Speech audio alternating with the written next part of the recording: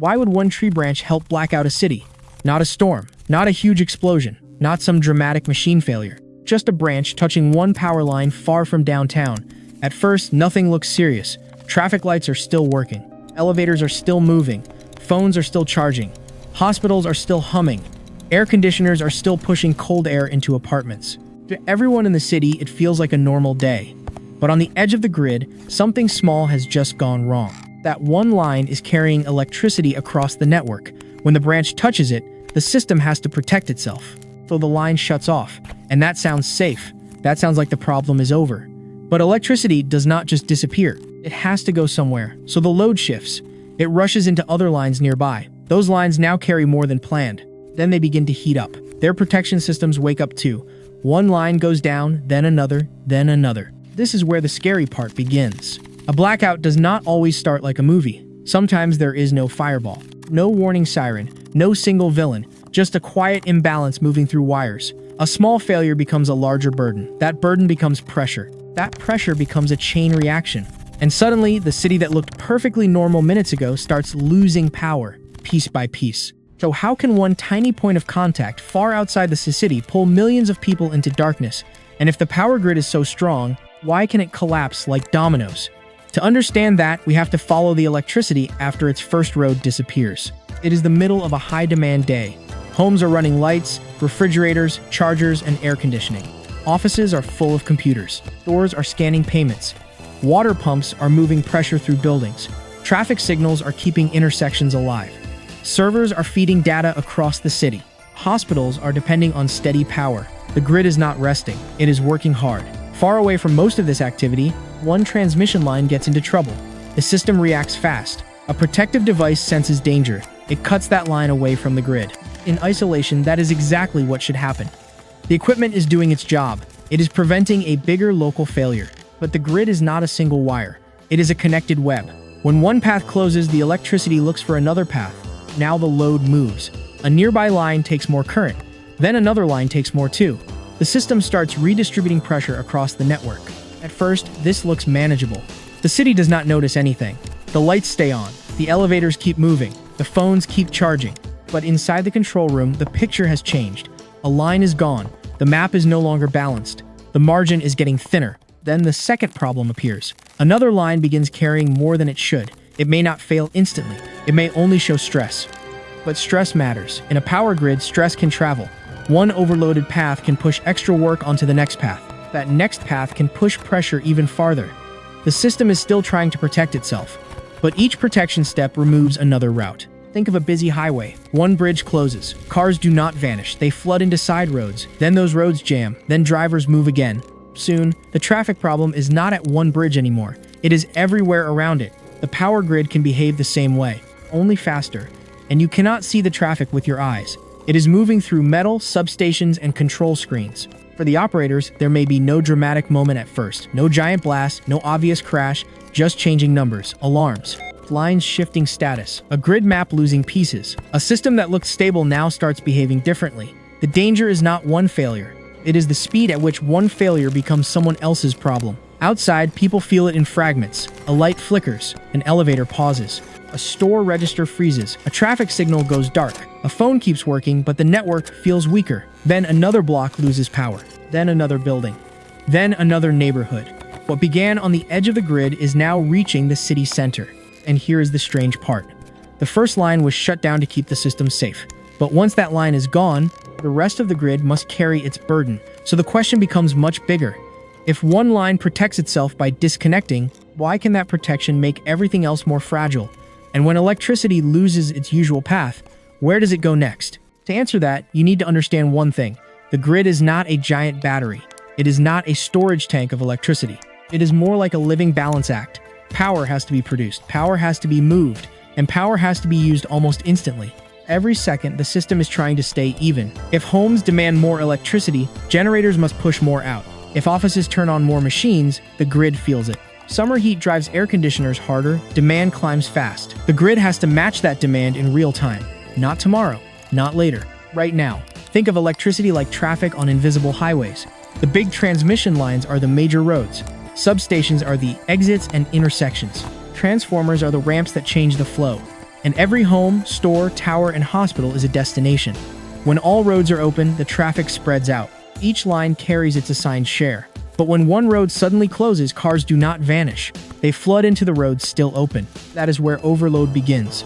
An overload is not always dramatic at first. A line can carry extra current for a while. But extra current creates heat. Heat stresses equipment. Equipment has limits. Once those limits are crossed, protection systems step in. This is the second layer. The grid is filled with automatic protectors. They watch for dangerous conditions. If something looks unsafe, they disconnect that part.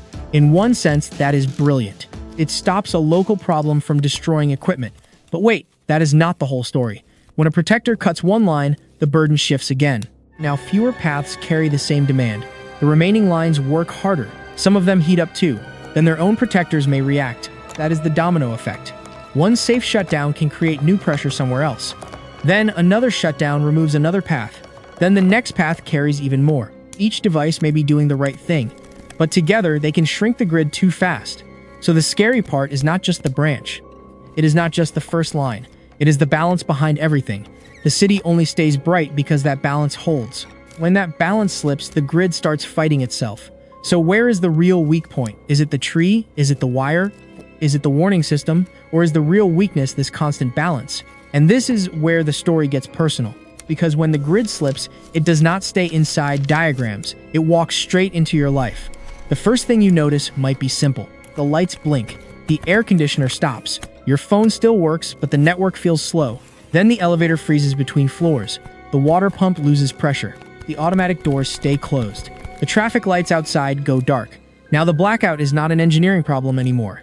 It is your apartment, your office, your grocery store, your hospital, your refrigerator, your charger, your way home. Electricity is not just comfort. It is the quiet floor under modern life. Most people never see that floor. They only notice it when it cracks. So if the lights stay off for hours, what breaks first? To answer that, look at the city itself. A city is not just buildings and roads. It is a living machine. And electricity is moving through almost every organ. High voltage lines are the major arteries. Substations are the switching points.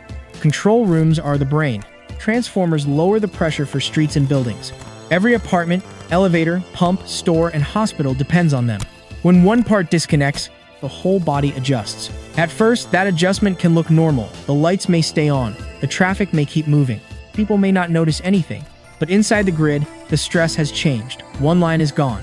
Another line carries more. Then a substation carries more. Then another neighborhood pulls from a weaker path. The system keeps trying to absorb the shock, but every system has limits. This is why a blackout is not just electrical. It becomes urban. Traffic signals need constant power. High-rise buildings need elevators and water pumps. Stores need registers and payment systems. Refrigerators need cold air. Cell towers need backup power.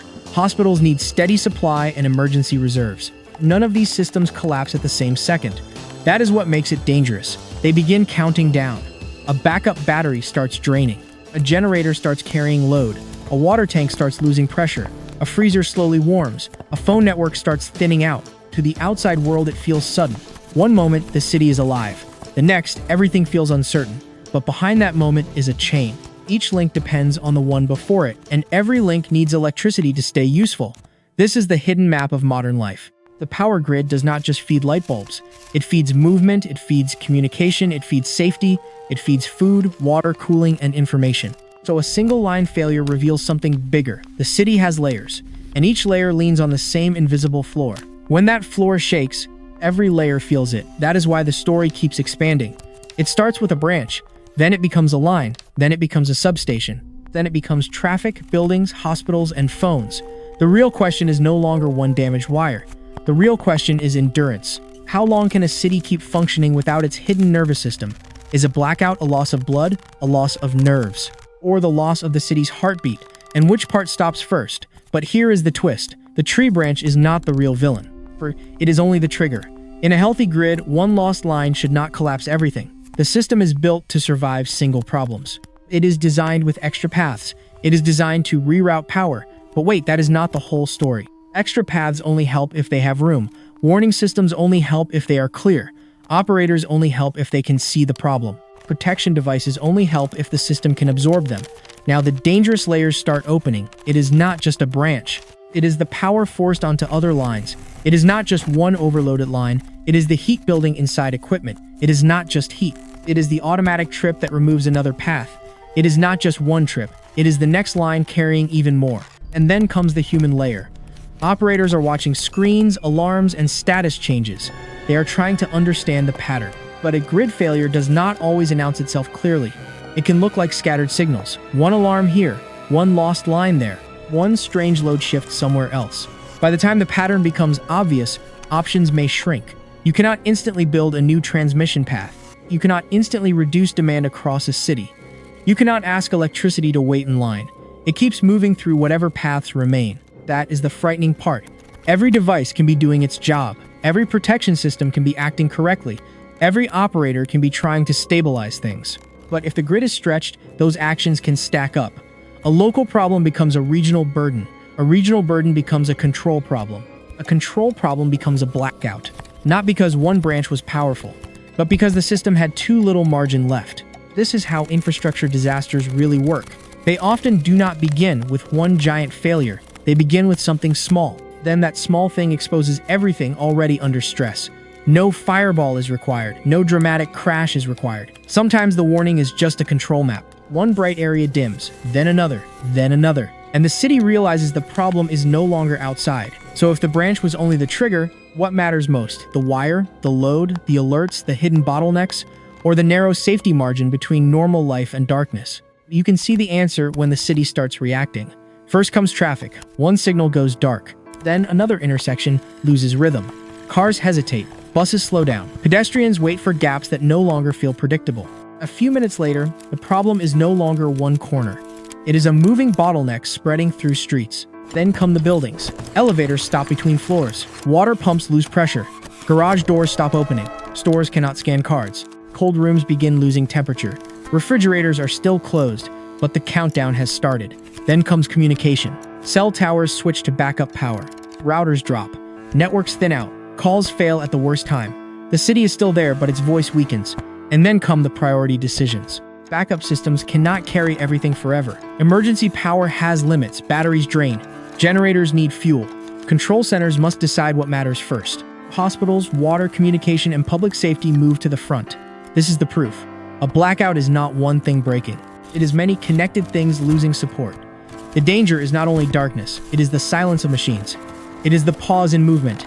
It is the limit of every backup plan. Everything modern is plugged into the same hidden floor. When that floor shakes, the whole city feels it. So the story comes back to that branch. It did not defeat the city by itself. It only touched a system already balancing every second. One line opened. Other lines carried more. Those lines grew stressed. Protection systems reacted. Then more of the grid disappeared. And that is the final lesson. The most important systems are often invisible. You do not notice them when they work. You only feel them when they vanish. The power grid is not just wires on towers. It is inside the elevator you trust. It is inside the traffic light ahead. It is inside the hospital room. It is inside the water pump. It is inside the refrigerator, the phone, and the charger. Electricity is the quiet layer under modern life. It holds the city together without asking for attention. But when that layer cracks, everything above it changes. That is why a small failure can matter so much. Not because the small thing is powerful, but because it can reveal a hidden weakness. A branch becomes a line problem. A line problem becomes a city problem. A city problem becomes a question about modern life. One quiet branch can expose an entire hidden system. So what else is sitting unseen out there? How many bottlenecks are waiting for one small push?